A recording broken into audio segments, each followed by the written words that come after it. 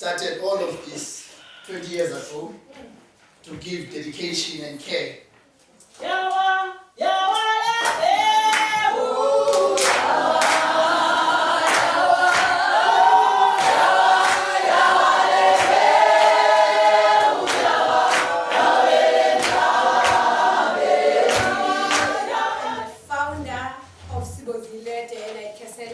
Maybe some of you don't know the reason why I have a vision like that.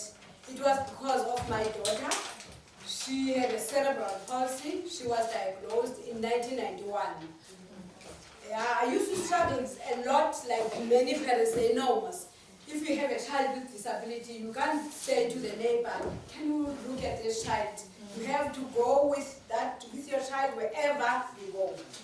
So that's the time when I thought, no, I'm struggling a lot. I need to do something, even if I'm a problem myself, because if you have a child with a disability, you don't have people who are backing up, except the family. Even them, they don't know how to do with this child, because they don't know to feed, to help you when you have to go to hospital.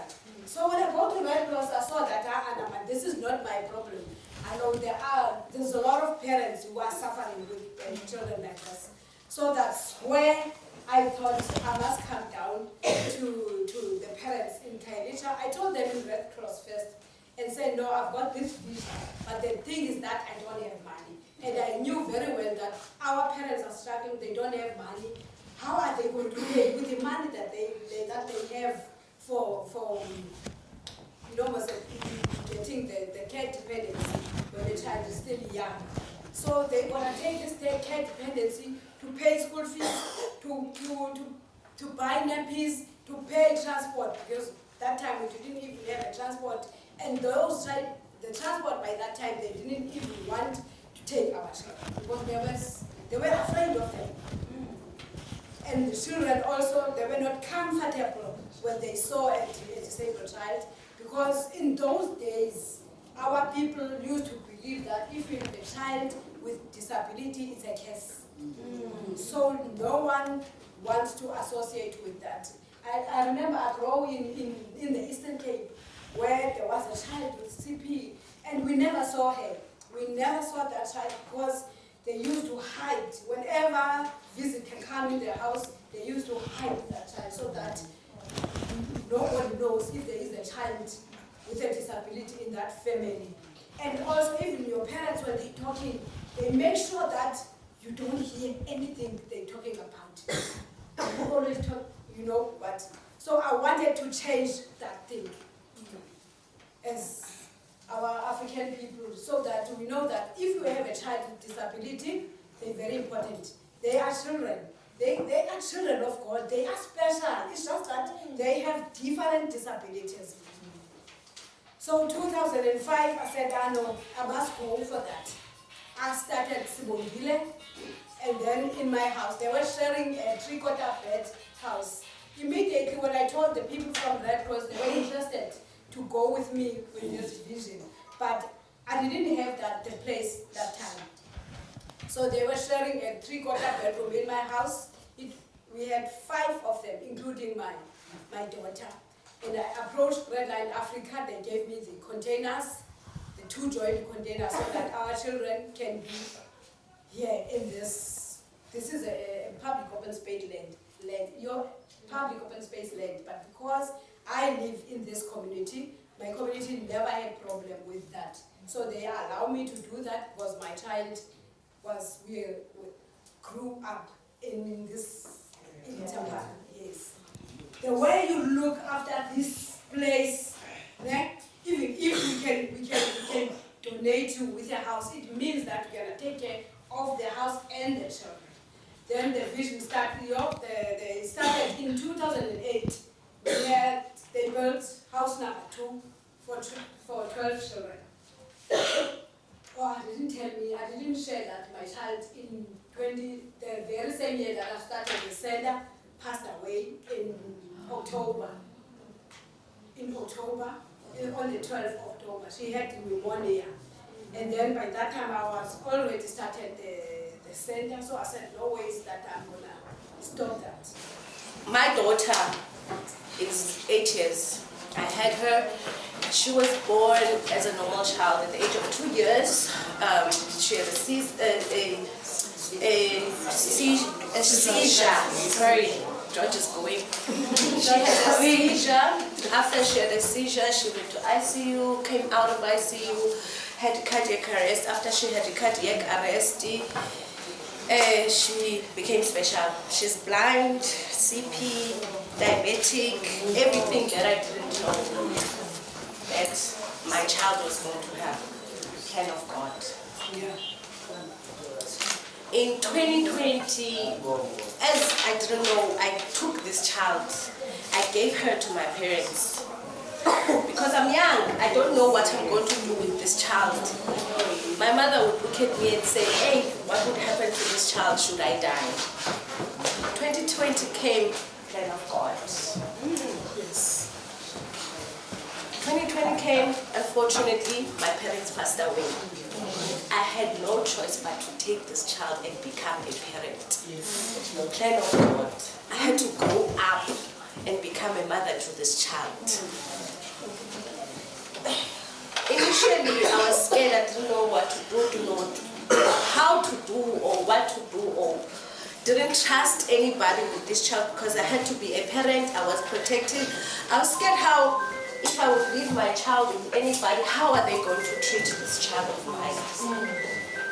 You know, there's a lot of things that I've said outside there that should you leave your child with someone, they're going to ill-treat her, they're going to, you know, they're not going to treat her the way you would treat her. So I sheltered this child.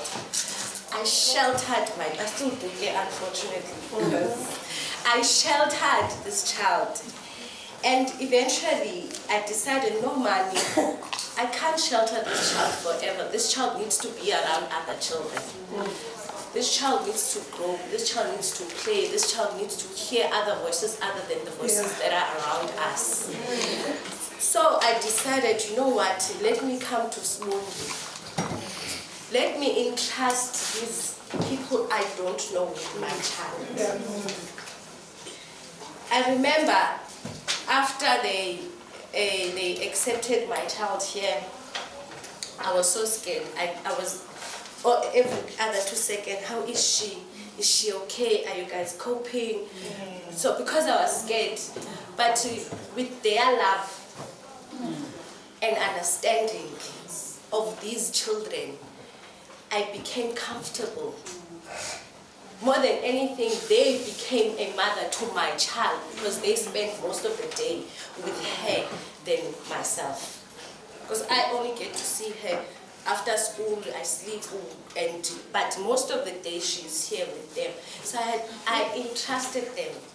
And I want to say, and I believe other parents as well, I don't think there's no parent here that would say that their child comes home and then they feel that the child was ill-treated. I don't think so.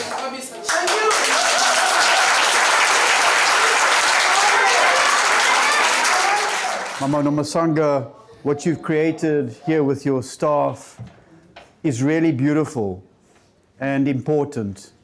And we came to the center Uthando, I think in 2021. Yes. In 2021, when we reached out to Abelimi Bezekaya that works with all the micro farmers, and we asked them, are there any new gardens that we can visit? And they said, yeah, there's some wonderful young guys who started Feed the Culture. And I remember arriving here and seeing the center next to this beautiful garden. And I thought, wow, this is really beautiful and important and in God's plan, because we had been looking for a project, a community project that looked after children with disabilities. And so it was part of God's plan. And we're very grateful to Personal Africa for working with Uthando to provide a monthly donation. My name is Nomasangu Abanisa. I'm the founder of Sibongile Day and Night Care Center. It's a day and night care center for children with disabilities. I would like to say thank you very much to Uthando and Personal Africa for everything that they have done for our children. Thank you very much. And we wanted to share how incredibly grateful we are for the beautiful morning spent with everyone at the Uthando and Sibongile Day and Night Center. It was a truly special time, and we left feeling so inspired.